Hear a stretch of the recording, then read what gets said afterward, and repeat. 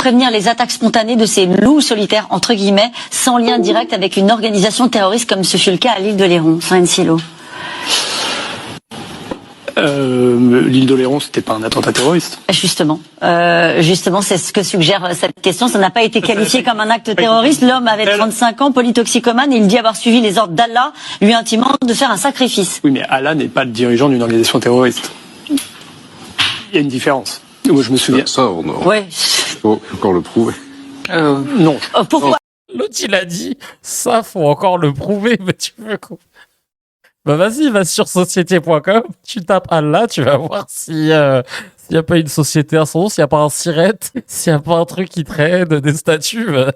Non mais vraiment France Info, vraiment dans quel pays vit-on? C'est un truc de ouf. Non, faut encore le prouver. Parce que je suis sûr que je peux te trouver une SARL ou une SASU. Oh purée de pommes de terre, mais c'est pas vrai. Il y a Allah sur LinkedIn. Oh putain. Ah non mais vraiment, c'est un truc. Putain, un mec comme ça, en Belgique, ça dégage. Non mais oui, mais vivement la loi Secker, les amis, parce que là, c'est pas possible. C'est pas possible d'être dans South Park, là, quand même. Ah ouais, laisse tomber. Alors reprenons les choses dans l'ordre. Pourquoi, alors que ça pouvait apparaître comme un acte terroriste, puisqu'il l'avait revendiqué au nom d'Allah, puisque c'est les phrases qu'il a prononcées, pourquoi est-ce que ça n'a pas été... Allah n'est pas une organisation terroriste. Et souvenez-vous de l'attaque d'Annecy. Un réfugié syrien qui avait poignardé plusieurs enfants dans des poussettes en criant « Jésus est grand ». Ça n'a pas été considéré comme une attaque terroriste.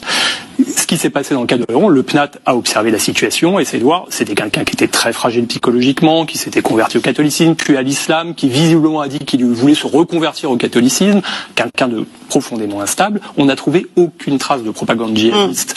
C'est ça qui est important. Le PNAT, il a une expertise. Son expertise, c'est pas les gens qui entendent des voix. Son expertise, c'est est-ce que quelqu'un est imprégné de propagande djihadiste. C'était absolument pas le cas.